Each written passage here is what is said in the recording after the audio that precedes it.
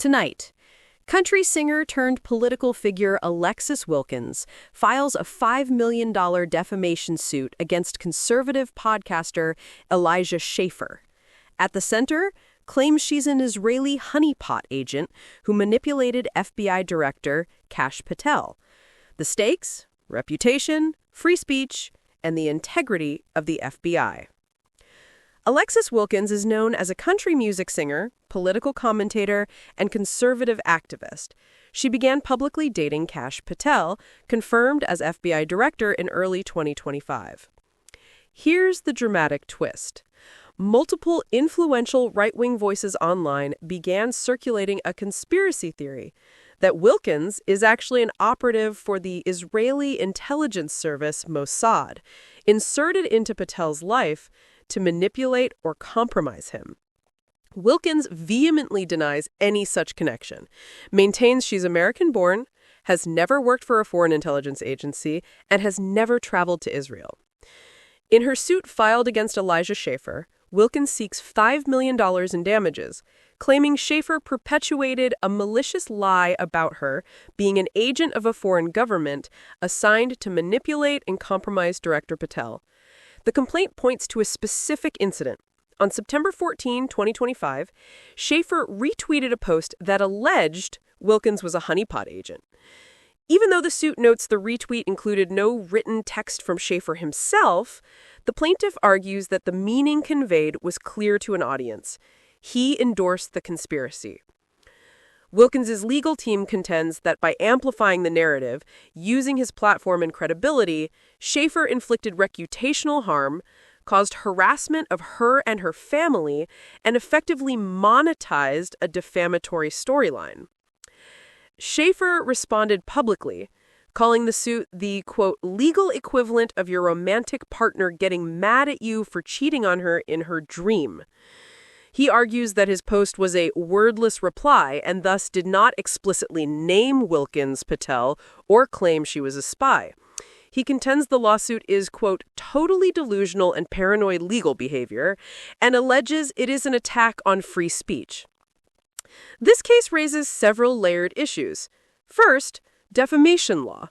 To succeed, Wilkins must show Schaffer made a false statement about her, that it was published to a third party, and that it caused harm. Because Wilkins is arguably a public figure, given her relationship with the FBI director, the suit must also prove fault, that Schaffer acted with actual malice, that is, knowing the statement was false, or with reckless disregard for its truth. The underlying factual dispute: was Wilkins the subject of an actionable statement, or merely the inference from a retweet? Second, free speech and political commentary.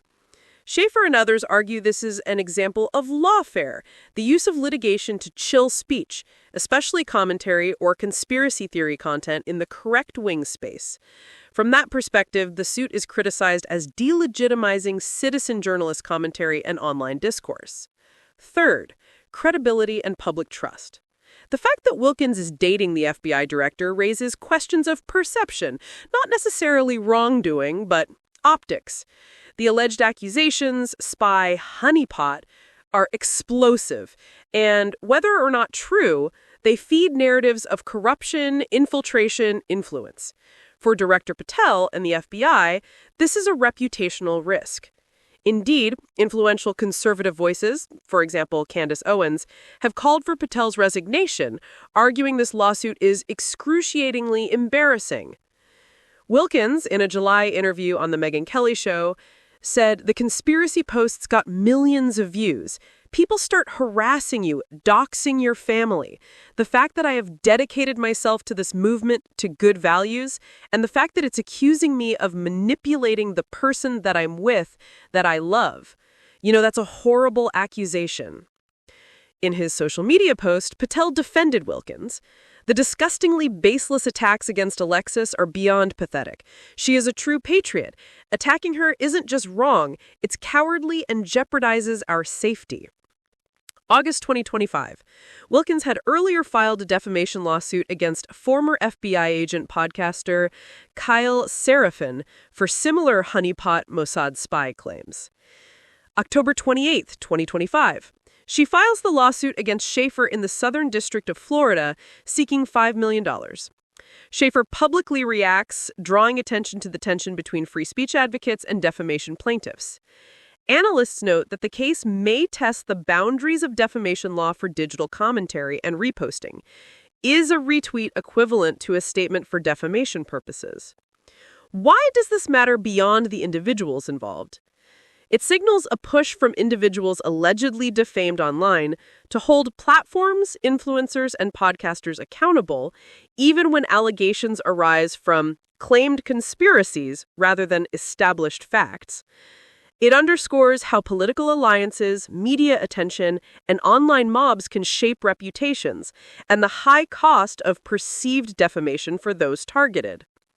It also shines a spotlight on the FBI's leadership and ethics.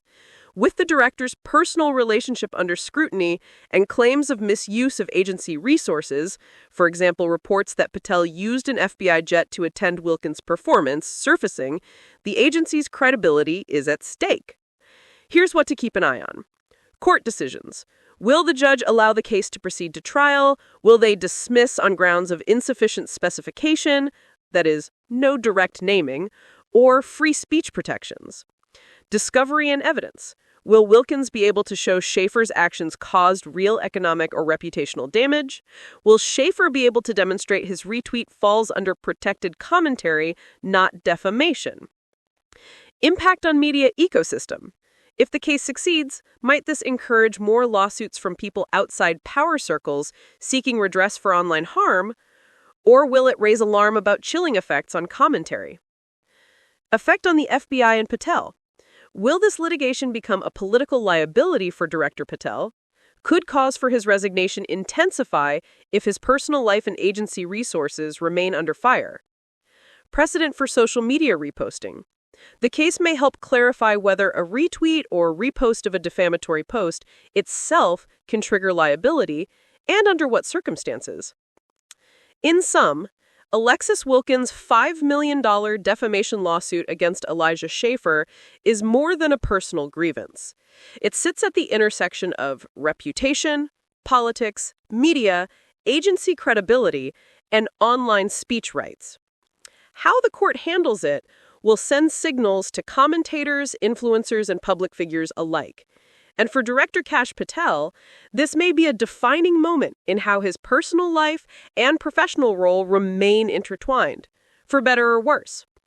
As this unfolds, the questions remain. Was the claim against Wilkins a manufactured conspiracy? Was the retweet simply commentary?